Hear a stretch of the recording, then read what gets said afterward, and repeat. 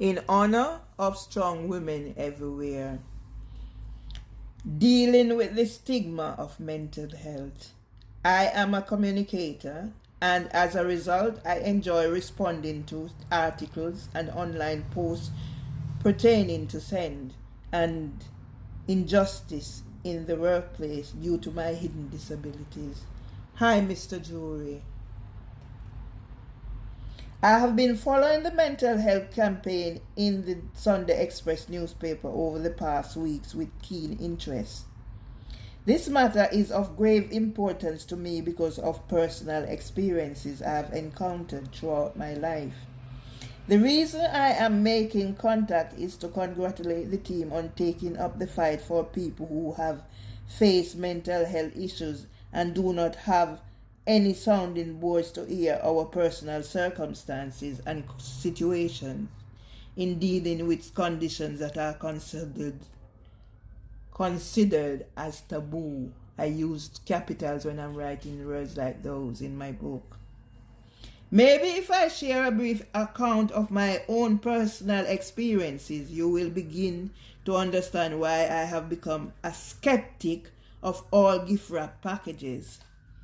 From an early age, I was confronted with the tragedy of witnessing my dad's decline, which lasted for over 10 years. He had Parkinson's disease along with other health conditions. However, it was the Parkinson's that caused my family the most concern, as it affected every aspect of the family's welfare. I can recall his shakes at the beginning until his total loss of mobility and everything else that is eventually destroyed because of the deterioration in his health. As a teenager, I began to question my faith, asking why my dad, who had lived and served God, had to suffer so much. The onus was left on my poor mom to take the reins of responsibilities that were once my dad's, as well as her own job as a mother. In the end, my mom was faced with caring for my dad and her mother, who died within a month of each other. My dad and granny died within a month of each other. They both were reliant on mom. My granny eventually succumbed to one of her many strokes and died of a broken heart after her son was brutally murdered 2 years before.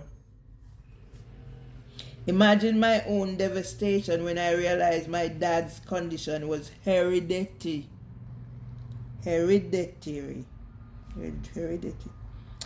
From an early age, I began to display some of the signs and symptoms of Parkinson's disease.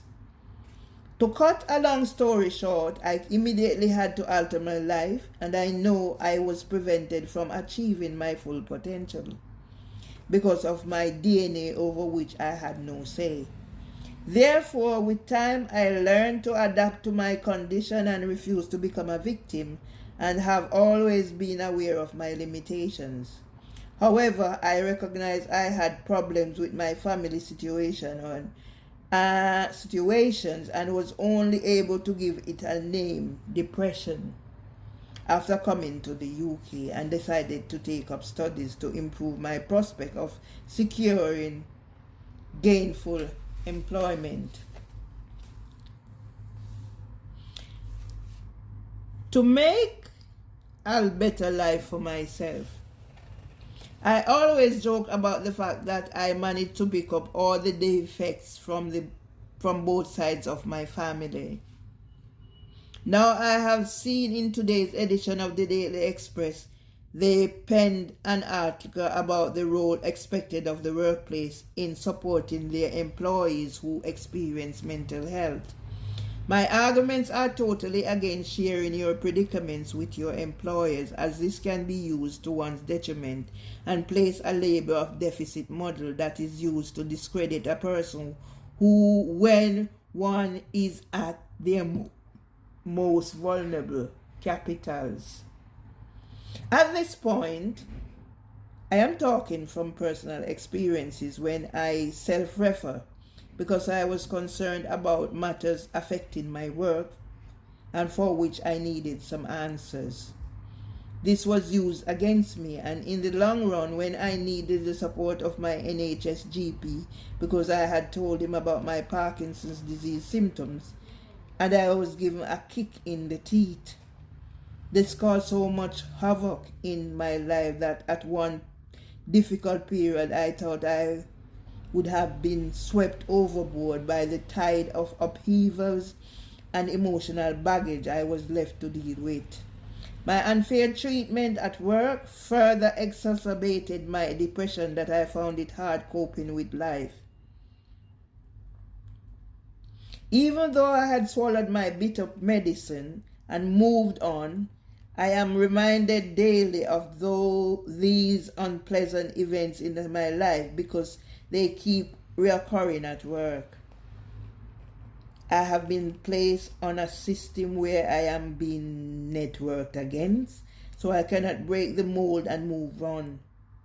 To make matters worse, I'm now penalized in my job for doing the work I'm paid for, and they are trying to get information about people so they can use it against them. I can recall when I first came to the UK, a friend told me that you never tell others the truth, as they cannot handle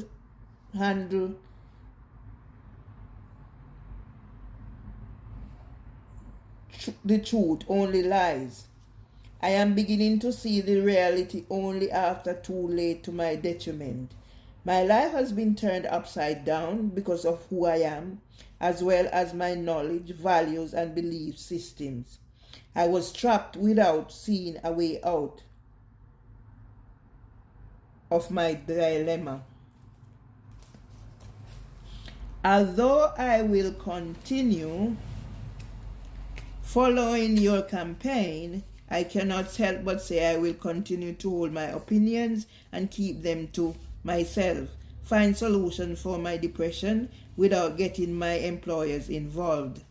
Anything you say can come back to haunt you later when you least expect it. Even though I have no one to share my concerns with, I would prefer die than involve people at work. This is because when concerns are raised, they are shoved under the carpet by inexperienced managers who lack the knowledge, values, and beliefs to deal with those concerns. First and foremost, us older employees are treated with disrespect whilst facing all kinds of discrimination, uppercase. That means I'm shouting. Over which we cannot do anything for fear of being labeled, uppercase. I'm shouting. Since I do not have a voice and I have no one to talk to, I will be brave and stop myself from becoming a victim, uppercase, by finding my own remedies. The one good thing about this is I am a very resilient, uppercase person and refuse to give up without a fight, uppercase. Hence my Facebook page, Fight for Justice.